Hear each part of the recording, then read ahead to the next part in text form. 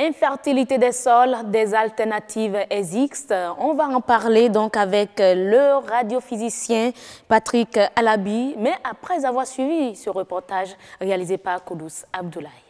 Elle suscite inquiétude au Bénin. La faible productivité des sols pourrait influencer la sécurité alimentaire. Selon une étude réalisée par l'Institut national de recherche agricole INRAB, les signaux sont au rouge dans certains départements. La Liborie est en tête avec seulement 3% des sols ayant un bon niveau de fertilité, contre 91% des sols de fertilité très faible. Dans le Borgou, 2% des sols sont fertiles, contre 93% des sols de fertilité très faible. Dans le Zou, 91% des sols ont un niveau de fertilité très faible, contre 4% des sols fertiles. Les sols béninois s'appauvrissent et l'agriculture conventionnelle est pointée du doigt. Au Bénin spécialement, l'agriculture conventionnelle est caractérisée par l'agriculture itinérante sur brûlis qui détruit la flore, la matière organique du sol et même les organismes vivants du sol.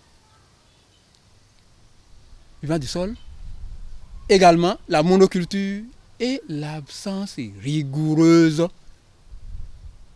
d'assolement et de rotation. Alors dans notre pays, le Bénin, ces pratiques sont les causes essentielles du niveau de dégradation de nos sols ici. Il faut changer les pratiques pour inverser la tendance.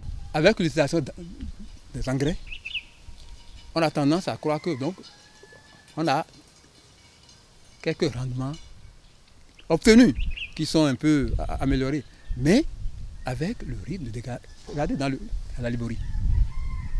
Dans la Liborie, 91% des sols sont dégradés. Donc, la sécurité alimentaire sera menacée si rien n'est fait. Donc, il faut que le producteur soit formé et appliquer les mesures de gestion durable des sols. Une gestion durable des sols pour renforcer la sécurité alimentaire au Bénin. Et on retrouve Patrick Alabi, radiophysicien, comme je le disais, et Estelle Pazou. Estelle, bonsoir. Bonsoir à vous, heureuse d'annoncer. Une nouvelle semaine qui démarre avec certainement de nouveaux défis. Absolument, on a toujours des défis à relever chaque semaine et au quotidien ici sur BB24. Et l'un des premiers défis, c'est d'avoir son invité. C'est de faire sa rubrique surtout. N'est-ce pas? Et je crois que vous l'avez relevé, d'autant plus que vous avez votre invité avec vous, le radiophysicien Patrick Alabi. Merci d'être avec nous ce soir. C'est à moi de vous remercier. Bonsoir. Le week-end, ça s'est bien passé, la semaine a bien démarré. Très bien, on rend grâce. N'est-ce pas? Alors, on parle de l'infertilité des sols. Oui, heureuse. La dernière fois sur le plateau, on avait abordé la question de l'agriculture conventionnelle pour dire ce qu'elle est par rapport à l'agriculture traditionnelle et l'agriculture écologique. Aujourd'hui, on parle surtout de l'infertilité des sols, des alternatives qu'il faut mettre en place pour inverser la tendance. Alors, Monsieur Patrick Alabi, quelles sont aujourd'hui les solutions pour aller vers l'agriculture de demain? Merci, Madame Estelle. D'abord, je voudrais revenir donc ça va étonner les téléspectateurs, n'est-ce pas, donc de voir un radiophysicien venir parler donc de l'agriculture, surtout de l'agriculture conventionnelle, de l'agriculture traditionnelle, de l'agriculture écologique, puis aussi donc des alternatives qui existent. Je veux juste vous dire que le sol est devenu pour moi une passion. Une passion surtout parce que la terre est ce que les hommes ont comme héritage. La terre peut certainement va subsister, va encore exister. Le problème, c'est de savoir est-ce que les humains sont prêts à continuer à vivre sur la terre. Et donc, qu'est-ce qui vous fait poser cette question? Ce qui me fait poser cette question, c'est le comportement des humains. C'est notre comportement, le comportement des hommes. Nous nous comportons avec la nature comme si elle est dotée de ressources inépuisables, qui ne finit pas. Et donc, c'est là où il y a un enseignement qui m'a touché, qui est quoi? C'est l'enseignement qui consiste à nous apprendre à savoir comment prendre.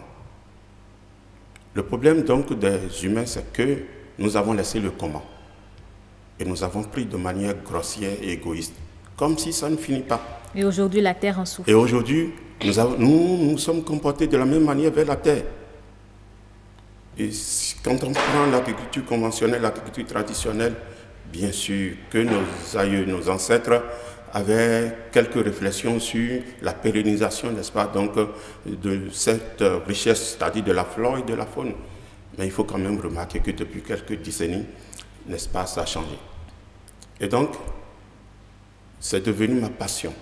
Parce que je me dis, il faut faire en sorte que l'homme puisse continuer à vivre sur la terre. Maintenant, pour répondre à la question que vous avez posée, c'est pour pouvoir parler des alternatives, je voudrais qu'on rappelle, n'est-ce pas, les composantes du sol. Parce que c'est à partir des composantes qu'il faut comprendre comment maintenant aller à une agriculture de conservation.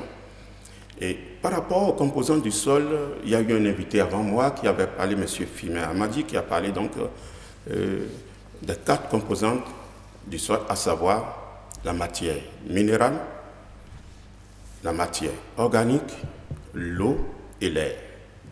La matière minérale, pour un équilibre de l'écosystème, la matière minérale doit être de l'ordre de 45%. L'eau, de l'ordre de 25%. L'air, de l'ordre de 25%. Et donc la matière organique, de l'ordre de 5%. Le problème est quoi?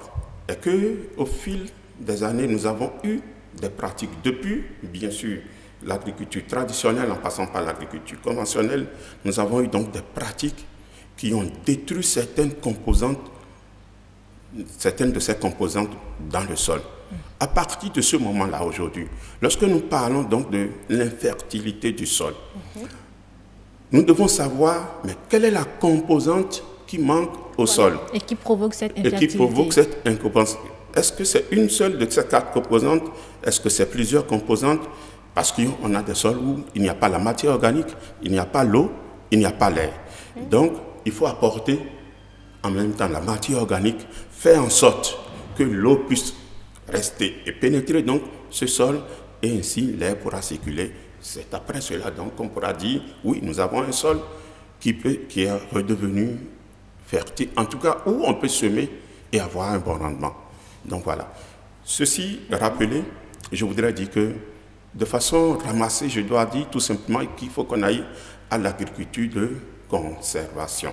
Mais avant même de parler de la solution à trouver, quelles sont ces composantes-là lorsqu'on prend, on parle de l'infertilité en général des sols, quelles sont ces composantes qui manquent à nos sols?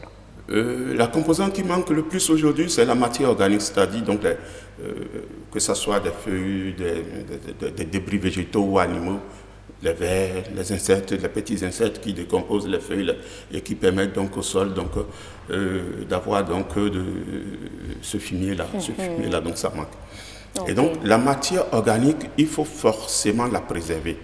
Mais pendant des années, comme je le disais, on a eu des pratiques comme les feuilles de brousse, comme la monoculture. Qui ont agi sur cette matière-là. La monoculture sur brûlis, et donc qui ont agi et qui, la mauvaise gestion des résidus de récolte et de défriche, qui ont fait que vous ne pouvez pas détruire tout le temps avec les feuilles de brousse, n'est-ce pas, tout le temps la matière organique, et puis dire, vous l'aurez toujours là, ce n'est pas possible. Avec, quand nous prenons l'agriculture conventionnelle, c'est avec, vous le savez aujourd'hui, surtout ça s'est accentué depuis 5 ans. Avec quoi? Les herbicides. Mais aujourd'hui, qu'est-ce qu'il faut faire pour éviter ou bien pour permettre une fertilité des sols? D'abord, il faut protéger les sols qui sont encore en bon état. Comment protéger ces sols-là? Il y a des mesures de protection. Lesquelles? Renseigner donc les producteurs qui veulent aller à l'agriculture sur ces sols-là, les nouvelles mesures de gestion durable des terres et d'adaptation au changement climatique. Oui, justement, quelles sont ces nouvelles mesures, monsieur Alabi? Pour aller donc à ces nouvelles mesures, aussi, même si vous voulez protéger, parce que vous avez vu l'élément qui est passé avant, il y a un très pourcentage de sols encore fertiles. On ne peut pas protéger 1%, 3%, 4% de sols et demander à toute notre population, surtout les producteurs, donc, de rester là. Il faut réhabiliter les sols qui sont déjà pauvres ou dégradés. Pour les réhabiliter, j'ai dit, il faut qu'on aille donc à l'agriculture de conservation. L'agriculture de conservation consiste à faire quoi? À apporter à la terre ce qui lui manque, à apporter les plantes améliorantes, les plantes qui sont des plantes qui fertilisent le sol. Je vais vous donner l'exemple de quelques plantes rapidement qui sont le mukuna. Le mukuna qui est un miracle de Dieu. Le mukuna, pour ceux qui ne connaissent pas. Est-ce que cette plante existe au Bénin? Oui, l'INRAB fait la promotion de cette plante-là depuis 25 ou 30 ans. Vous voyez? Donc, il n'y a pas que le mukuna. Je voudrais insister sur le mukuna pour tout simplement à cause des avantages qu'on tire par rapport au mukuna. Il n'y a pas que le mukuna, il y a le pois d'Angole, vous le connaissez. Il n'y a pas que le pois d'Angole, il y a, n'est-ce pas, le soja, il y a le niébé, qu'on appelle communément haricot, donc le niébé. Il y a aussi d'autres plantes qui ont été introduites comme certains l'appellent achinomène, d'autres prononcent le S et disent aschinomène. Il y a aussi des plantes locales qui sont connues. Il y a, vous connaissez par exemple, vous aimez tous notre condiment là qu'on appelle enfant. Bon, je ne vais pas. Allez-y. Affinity, n'est-ce pas? La moutarde. La moutarde, n'est-ce pas? L'arbre qu'on appelle le néré, ou parfois le nété, n'est-ce pas? C'est une plante. C'est une plante améliorante. Est-ce à dire qu'il faut mettre ces plants-là en terre? Oui, comment faut-il faire usage de toutes ces plantes pour permettre au sol une fertilité? Est-ce qu'il suffit juste de les planter ou bien il y a d'autres techniques pour arriver à la fertilité des sols? Oui, quand on parle de mesures, c'est que chaque mesure a son itinéraire technique. D'accord. Et donc, il faut être renseigné sur l'itinéraire technique de la façon dont on peut mettre la plante en place. Quand je prends le mukuna, il y a deux façons de le mettre. Lorsque le sol est très pauvre, il faut d'abord le mettre en pur pendant cette saison. Le mettre comment? En pur. C'est-à-dire mettre que le mukuna sur ce sol. D'accord. En pur. Les feuilles là où planter. Semer le mukuna. D'accord. Et on ne va pas rentrer dans les détails de comment on sème. Le mukuna, c'est quoi? C'est un petit arbre ou bien c'est grand comme le néré? Je vais alors... C'est le nom scientifique? Oui, le mukuna. Oui, chez nous, il y a beaucoup de noms déjà qui existent donc, dans nos différentes langues, où on appelle encore quelque part Wantapakun, Aïtcheji, etc. Le nom varie selon les venus, mais de toute manière, la plupart des producteurs aujourd'hui dans les 12 communes qui interviennent, n'est-ce pas, le projet ProSol, connaissent le mukuna. Mais je dis, le mukuna, c'est une plante. Quand je parle de plantes améliorantes, il y en a qui sont sous forme d'herbes et il y en a qui sont sous forme d'arbres. Même s'ils ne sont pas trop grands, il y en a qui sont aussi quand même assez grands. Et donc, quand je parle du mukuna, c'est une plante légumineuse, c'est une légumineuse, plante améliorante, une légumineuse herbacée et qui pousse et qui développe une grande biomasse. C'est-à-dire que vous avez un sol qui est pauvre en matière organique. Donc, le mukuna, avec sa biomasse qu'il développe, permet donc d'apporter la matière organique qui manque à votre sol. Si vous voulez, c'est juste un engrais naturel. Qu'est-ce que ça veut dire une légumineuse? Une légumineuse, parce que le mukuna et toutes les légumineuses ont cette vertu, de capter l'azote dans l'air et de le donner donc au sol. Si je plante le mukuna, par exemple, pour fertiliser mon sol, je dois attendre combien de temps pour vraiment bénéficier des bienfaits que cette plante-là apporte à la terre? Voilà. Vous pouvez donc mettre le mukuna cette saison et la saison prochaine, donc déjà mettre du maïs si vous voulez, là où vous aviez mis du mukuna.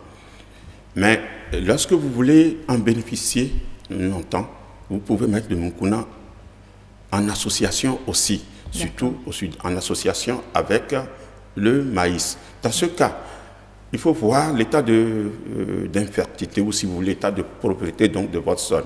Dans ce cas, qu'est-ce que vous faites? Vous semez d'abord votre maïs. Et lorsque le maïs a commencé déjà à terminer la floraison et a commencé par porter des épis, et que les épis, on peut déjà donc les bouillir et manger comme on aime tellement, n'est-ce pas? Pendant ce temps, vous semez donc le mukuna dans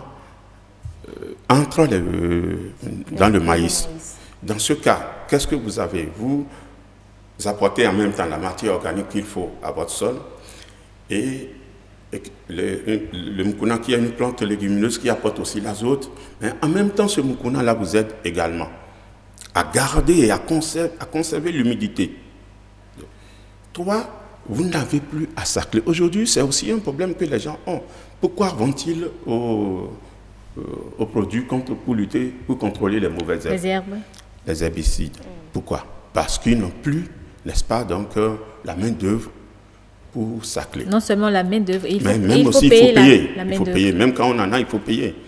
Donc, alors, il y a des plantes qui nous aident à contrôler donc les mauvaises herbes, comme le pois d'Angole. Non seulement ils apportent la matière organique et de l'azote au sol, mais également permet donc de contrôler, n'est-ce pas, les mauvaises herbes.